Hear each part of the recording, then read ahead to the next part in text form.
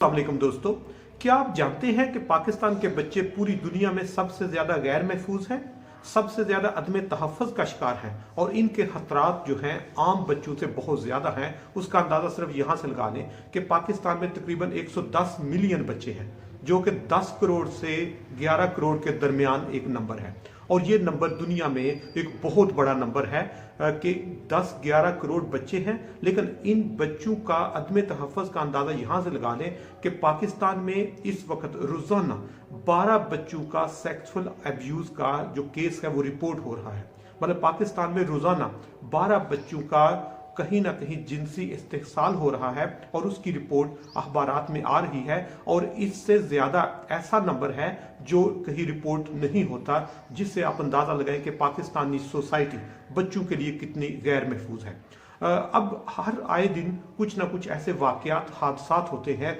जिनसे पूरी दुनिया में पाकिस्तान का सर शर्म से झुक जाता है। लेकिन आज एक ऐसा हादसा या वाकया रूनुमा हुआ जिसने आज तक होने वाले तमाम वाकयात की हद क्रॉस कर दी। वो इस तरह के आपके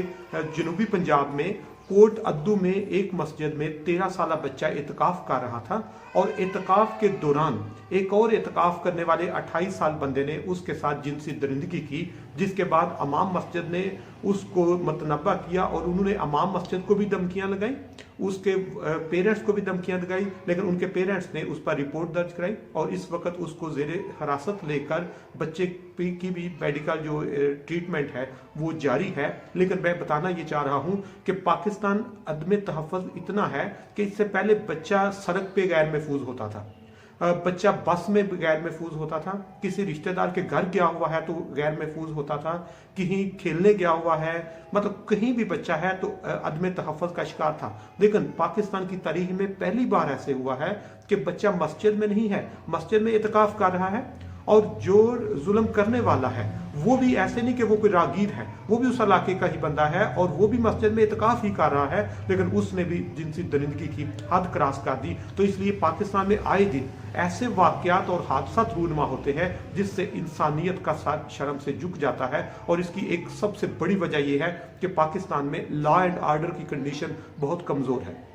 पाकिस्तान में जो अदारे जिन्होंने कानून नाफिज करना होता है वो कमजोर हैं, क्योंकि जब कोई एक बंदा जुर्म करता है, जिस तरह बताया पाकिस्तान में रोजाना 12 बच्चों का सेक्सुअल एब्यूज होता है और ये अखबारात में रिपोर्टें आ रही हैं। और जितनी एनजीओज हैं या ऑर्गेनाइजेशन हैं या आप गली मोहल्लों में देखें कि इस तरह के कितने केस रिपोर्ट हो रहे हैं, उसकी एक बहुत बड़ी वजह है कि कानून पर अमल दरामद बहुत कम है। दूसरे नंबर पर एक साइड पर कानून का अमल दरामद, फिर अगर इसको कम्युनिटी जो है वो भी लोगों को अवेयरनेस दे, कम्युनिटी में मिलकर, जिस तरह ये अमाम मस्जिद के वो खुजरे के साथ जब उसने बच्चे के साथ सेक्सुअल अब्यूज किया तो वहां पर कम से कम जो मस्जिद कमेटी है उनको इन चीजों को इन्वेस्टिगेट करना चाहिए, इन पे नजर रखनी चाहिए और यहाँ पर सख्त से सख्त रूल्स एंड रेगुलेशन होने चाहिए। सोसाइटी को खुद, अगर स्टेट सपोर्ट नहीं कर रही तो सोसाइटी को इस तरह के जो मामलात हैं इनमें मुदाखलत करके इनको इस तरह के जुर्म करने वालों को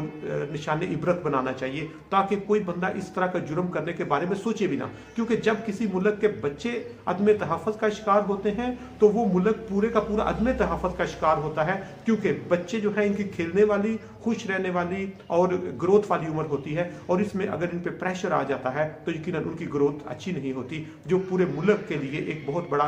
हादसा होता है, एक सानेहा होता है। इसलिए हमें अपने बच्चों को महफूज करने के लिए अवेयरनेस देनी होगी, बच्चों को भी ट्रेनिंग देनी होगी, वालिदैन को इसमें शामिल करना होगा, कम्युनिटी के जो लीडर्स हैं जिनमें अमाम मस्जिद है, जिनमें उस्ताद हैं, जिनमें कम्युनिटी के पॉलिटिकल वर्कर हैं, जिनमें पॉलिटिकल लीडर्स हैं, इन सब लोगों को इसमें शामिल होकर अपने बच्चों को महफूज करने के लिए कुछ रूल्स रेगुलेशन अगर स्टेट नहीं कर रही तो अपनी कम्युनिटी लेवल पर होना चाहिए कि अगर कोई ऐसा